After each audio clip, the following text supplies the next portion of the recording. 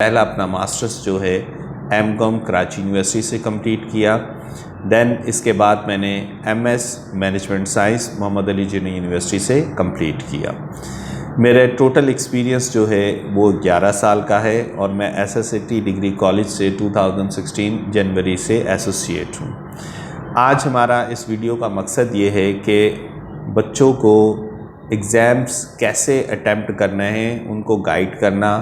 बहुत सारे स्टूडेंट जो है एग्ज़ाम्स के दरमियान जो है वो परेशान हो जाते हैं, पेपर अटैम्प्ट करना नहीं आता उनको या कंफ्यूज्ड हो जाते हैं। ठीक है, तो आज इस वीडियो का जो हमारा मेन पर्पस है वो ये है कि आपकी स्टूडेंट्स की जो है वो किस तरह हेल्प की जाए ताकि आप मैक्सिमम और ज़्यादा से ज़्यादा मार्क्स जो है वो स्कोर कर सकें। ठीक है, सबसे पहले चलते हैं कि हमारे जो पेपर है अकाउंट्स का, उसमें 3 जो है वो मेन सेक्शंस होते हैं, section A, section B, section C. पहला जो सेक्शन है वो हमारा एमसीक्यूज़ बेस्ड पे होता है जो कि 30 मिनट्स आपको दिए जाएंगे और 25 जो है वो आपकी एमसीक्यूज़ होंगी। ईच एमसीक्यूज़ जो है वो 2 मार्क्स कैरी करेगी। ठीक है, इट्स मीन दैट के टोटल जो आपके एमसीक्यूज़ है या हाफ पेपर जो है वो आपका एमसीक्यूज़ के बेस्ड पर है, यानी 50 मार्क्स का। ठीक है, अब जाहिर सी बात है जब आप एमसीक्यूज़ करते हैं तो 30 मिनट्स आपके पास है, नियर अबाउट कोई तकरीबन 1 मिनट्स। ठीक है, 1 मिनट के अंदर अंदर आपको वो एक एमसीक्यूज़ सॉल्व करनी होगी। अब एमसीक्यूज़ में क्या है कि बहुत दफ़ा ऐसा होता है कि कुछ एमसीक्यूज़ जो है वो मेमोरी बेस्ड होती हैं, थ्योरेटिकल बेस्ड होती हैं, कुछ जो है ना एनालिटिक्स होती हैं, कैलकुलेशंस आपको करनी पड़ती हैं। तो अब बहुत सारे स्टूडेंट्स क्या मिस्टेक करते हैं कि वो आंसर तो लिखते हैं लेकिन जो उनकी कैलकुलेशन है, सॉल्यूशन है, वो बिल्कुल लास्ट पेज पे करना शुरू कर देते हैं। ठीक है, ऐसा नहीं करते। जब भी आपने कोई कैलकुलेशंस करनी है वहीं पे एमसीक्यूज़ के सामने या उससे नेक्स्ट पेज पे आप कैलकुलेशन करें। ठीक है, आखिर वाले पेज पे कैलकुलेशंस नहीं की जाती। जब आप एमसीक्यूज़ अटैम्प्ट करते हैं तो एमसीक्यूज़ अटैम्प्ट करने के दरमियान कुछ ऐसी एमसीक्यूज़ होती हैं जो बिल्कुल आपको अच्छे से समझ आती हैं और इजीली या मेमोराइज होती हैं आपको, वो आप अच्छे से अटैम्प्ट करते हैं और सॉल्व कर लेते हैं।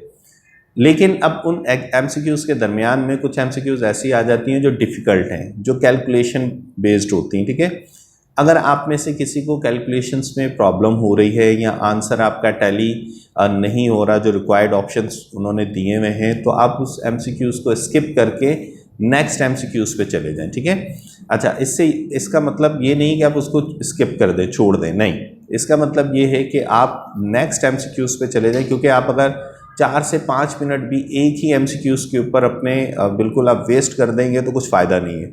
बेहतर ये है कि आप 25 एमसीक्यूज़ तक जाएं। ठीक है, जो भी आपको कैलकुलेशन आती है, जितनी कैलकुलेशन आती है वो आप थोड़ी थोड़ी करते रहें और फिर नेक्स्ट एमसीक्यूज़ पे आप बढ़ते जाएं। उसके बाद क्या करना है आपने, उसके बाद आपने रिवर्स आना है, दोबारा वो एमसीक्यूज़ जो आपने स्किप करी हुई थी, जो आपके लिए प्रॉब्लम क्रिएट हो रही थी, जो आपको मुश्किल कर रही थी। ठीक है, अब आप उसकी दोबारा से उसको कैलकुलेट करना शुरू करें और फिर उसका आपने आंसर वहीं पे लिखना है।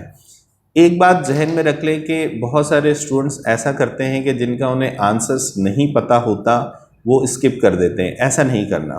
सपोज़ अगर आपको आंसर नहीं आ रहा, ठीक है, आप फिर भी जो 4 ऑप्शंस उन्होंने दिए हुए हैं उन चारों ऑप्शंस में से जो आपको लगता है आपके थॉट के मुताबिक कि ये आंसर हो सकता है वो लाजमी लिखें। कोई भी एमसीक्यूज़ आपने स्किप नहीं करनी। जैसे अगर 20 पे आपने जिसे कहते हैं आंसर कर लिया, 5 आपको एमसीक्यूज़ अगर नहीं समझ आ रहे, ठीक है, तो आप उसके आंसर को छोड़ेंगे नहीं, ब्लैंक नहीं छोड़ेंगे। ठीक है, अब हो सकता है कि 5 में से जो आपने अटैम्प्ट करा, ठीक है, जिनका आंसर आपको नहीं पता था, हो सकता है कि उन 5 में से 2 के आंसर जो है ना आपने जो गैस करे वो बिल्कुल सही हो गए। तो कभी भी आपने आंसर्स जो एमसीक्यूज़ के हैं उनको स्किप नहीं करना, हरगिज़ आपने गैस करके लिखना ज़रूर है। ठीक है, ओके। एक ख़ास बात, जब आपने एमसीक्यूज़ करना है तो एमसीक्यूज़ में अक्सर स्टूडेंट्स क्या होते हैं कि जल्दबाजी में जो एमसीक्यूज़ का कोड है वो लिखना भूल जाते हैं। काइंडली अपनी कॉपी पे ज़रूर जिसे कहते हैं वो कोड मेंशन करें, क्योंकि अगर आपका कोड मेंशन नहीं होगा तो फिर जो एग्जामिनर जो चेकर होते हैं वो आपको मार्क्स जो है ना बड़ी प्रॉब्लम हो जाती है, ठीक है, उनको आइडेंटिफाई करना कि ये कौन से कोड का है, ठीक है। सो कोड लिखना भी आपने नहीं भूलना, ठीक है। सो नेक्स्ट चलते हैं, हमारे पास बी नोटेड के इसके सिर्फ 30 मिनट्स हैं और 25 मार्क्स 25 एमसीक्यूज और 50 मार्क्स का आपका पेपर होगा। नेक्स्ट सेक्शन पे चलते हैं हम। नेक्स्ट सेक्शन हमारे पास आ जाता है सेक्शन बी, ठीक है। अच्छा, सेक्शन बी क्या है, आपके पास 30 मार्क्स का है और आपको 3 क्वेश्चंस यहाँ पे अटेम्प्ट करने हैं। आपके पास जो यहाँ पे क्वेश्चन आते हैं वो क्वेश्चन आपके पास 5 क्वेश्चन आएंगे, ठीक है, 5 आ सकते हैं, 6 आ सकते हैं, मिनिमम आपके पास 5 क्वेश्चन होंगे, ठीक है। सो इसमें से आप लोगों को जो अटैम्प्ट करने हैं वो 3 क्वेश्चंस आपको अटैम्प्ट करने हैं। अच्छा, एक और बात जो अक्सर कंफ्यूज रहते हैं बच्चे के, सर सेक्शन बी में कौन सा क्वेश्चन आएगा, सेक्शन सी में कौन सा क्वेश्चन आएगा, ये कोई भी हार्ड एंड फास्ट अब रूल नहीं है कि कौन सा सेक्शन बी में आएगा कौन सा सेक्शन सी में आएगा, ठीक है। मोस्ट प्रोबेबली जो चांस है कि वो सेक्शन सी में जो है वो डेप्रिसिएशन का जिसे कहते हैं पार्ट होगा, ठीक है। सो हम सेक्शन सी पे जब चलेंगे तो फिर उसकी बात करेंगे। तो सेक्शन बी में आपके पास जो है 3 क्वेश्चंस आपको अटेम्प्ट करने होंगे। ईच क्वेश्चन जो है ना वो 10 मार्क्स कैरी करता है, ठीक है, इक्वल मार्क्स होते हैं, यानी 30 मार्क्स का सेक्शन बी होगा, ठीक है। अच्छा, अब आपके पास जो टाइम है, टाइम आपके पास टोटल 2 आवर्स थे, 30 मिनट्स आपके एमसीक्यूज के हो गए थे, अब बचे आपके पास 90 मिनट्स, ठीक है। अच्छा, अब 90 मिनट्स में 3 क्वेश्चंस आपको सेक्शन बी से और 1 क्वेश्चन आपको कहाँ से, सेक्शन सी से अटेम्प्ट करना है। एक क्वेश्चन जो है सेक्शन बी का वो मिनिमम या मैक्सिमम 15 मिनट, तकरीबन 15 मिनट या आप 18 मिनट्स काउंट कर लें, ठीक है। जो जब आप एग्ज़ाम्स में जाते हैं प्लीज़ आप अपनी घड़ी अपने साथ रखें, ठीक है, मोबाइल क्योंकि अलाउ नहीं होता वहाँ पे, आप नहीं यूज़ कर सकते, घड़ी ज़रूर आप पहने ताकि आपको टाइम का पता चले कितने पेपर आपने अटैम्प्ट कर लिया और कितना अभी जो है वो बाकी है हमारे पास, ठीक है। सो आपने क्या करना है, नियर अबाउट समझ लें कि कोई अगर आप 1 आवर भी सेक्शन बी को दे देते हैं दैट्स इनफ, ठीक है। 1 आवर से ज़्यादा नहीं देना, क्योंकि आपके पास एक जो सेक्शन सी में जब जाएंगे तो एटलीस्ट कम से कम आपको 30 मिनट्स चाहिए होंगे उसके, ठीक है। तो सेक्शन बी में जो है आपके पास फॉर्मेशन का क्वेश्चन आ जाता है, ठीक है, पार्टनरशिप में डिस्ट्रीब्यूशन का क्वेश्चन आ सकता है, लिक्विडेशन का क्वेश्चन आ सकता है, सिंगल एंट्री का क्वेश्चन आ सकता है, ठीक है। ये सारे ही आपको 4-5 टॉपिक्स जो है ना वो आते चाहिए, ठीक है, ताकि आपके पास सेक्शन बी इजीली अटैम्प्ट हो सके, ठीक है, 30 मार्क्स का होगा। अब चलते हैं हम लोग सेक्शन सी में, ठीक है। अच्छा, अब एग्जाम्स में प्रॉब्लम्स आती हैं एज अ स्टूडेंट, डेफिनेटली कभी क्वेश्चन इजी होता है, कभी क्वेश्चन मुश्किल आ सकता है।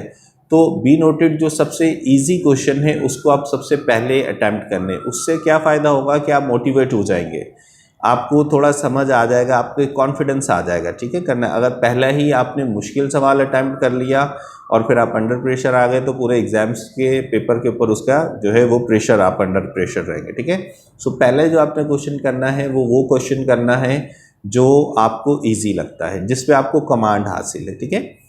सेक्शन सी पे चलते हैं।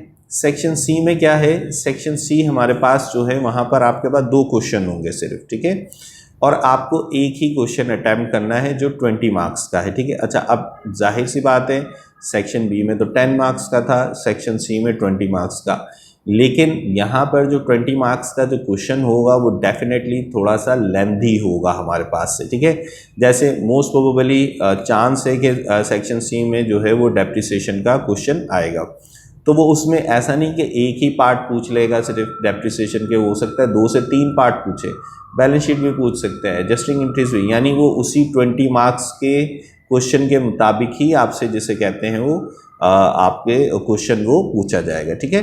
सो ये हमारे पास जो है वो पेपर टेक्निक्स है। अच्छा, पेपर टेक्निक्स में एक और चीज़ याद रखनी है, कॉपीज़ में अक्सर देखा गया है कि बच्चे बहुत ज़्यादा रिमूवर का जो है ना वो यूज़ करते हैं। रिमूवर का क्या है, जब आप रिमूवर यूज़ करते हैं तो फिर जहाँ पे आपने लिखा हुआ है उसके पीछे वाले जो पेज का हिस्सा होता है वो वाले, वहाँ पर भी वो अमाउंट या जो कुछ भी आपने लिखा होगा वहाँ से वो ख़त्म हो जाता है, रिमूव हो जाता है। तो प्लीज़ कम से कम जिसे कहते हैं वो रिमूवर यूज़ करें, या अगर बहुत ज़रूरत है तो आप वाइटो यूज़ कर सकते हैं। अदरवाइज़ अगर आपसे कोई क्वेश्चन में गलती हो गई, आप हल्का सा उसे कट करें और आप आगे जिसे कहते हैं उसको लिखना शुरू हो जाए, ठीक है। सो आपके पास मैंने एक्सप्लेन कर दिया कि 3 सेक्शन है। सेक्शन ए आपके पास जिसे कहते हैं 50 मार्क्स का है। मोस्ट प्रोबेबली आप अगर सपोज 22 MCQs सही कर लेते हैं तो 40 मोर देन 40 जिसे कहते हैं यहीं पर आप मार्क्स जिसे कहते हैं आपको मिल जाएंगे, ठीक है। बाकी section B section C 50 marks का है। अगर वहाँ पे आप 35 या 40 मार्क्स अटैम्प्ट करते हैं तो इट्स मीन दैट कि आपके 85 से अबव जो है वो मार्क्स ईजीली आ सकते हैं, ठीक है। कॉन्फिडेंस रखना है, आंसर पेपर पूरा अटैम्प्ट करना है, ठीक है। पेपर पूरा अटैम्प्ट करना है। जो इम्पॉर्टेंट टॉपिक्स हैं आपके पास, डेप्रिसिएशन बहुत इम्पॉर्टेंट टॉपिक है, ठीक है। इसको बिल्कुल जिसे कहते हैं अच्छे से जिसे कहते हैं समझें, अच्छे से इसकी प्रैक्टिस करें। आपके पास डेप्रिसिएशन मोस्ट प्रोबेबली आपके सेक्शन सी में आने के ज़्यादा चांस है। वैसे कोई हार्ड एंड फास्ट रूल नहीं है, लेकिन मॉडल पेपर में भी उन्होंने क्योंकि सेक्शन सी में था तो इसलिए चांस है कि वो सेक्शन सी में ही आएगा। इसके अलावा issuance of shares and debenture single entry है हमारे पास, पार्टनरशिप के हमारे पास सारे टॉपिक्स हैं, ठीक है। सो ये सारे हमारे पास टॉपिक्स हैं जिसको आप अच्छे से प्रैक्टिस करें, ठीक है। MCQs की बहुत अच्छे से प्रैक्टिस करें ताकि आपको पेपर में किसी किस्म की कोई परेशानी ना हो सके, ठीक है। So thank you so much student. Hope so कि आपको जो है ये पूरा पेपर का पैटर्न और आपको जो हमने समझाया है गाइडेंस वो समझ आया होगा। Thank you so much. अल्लाह हाफ़िज़।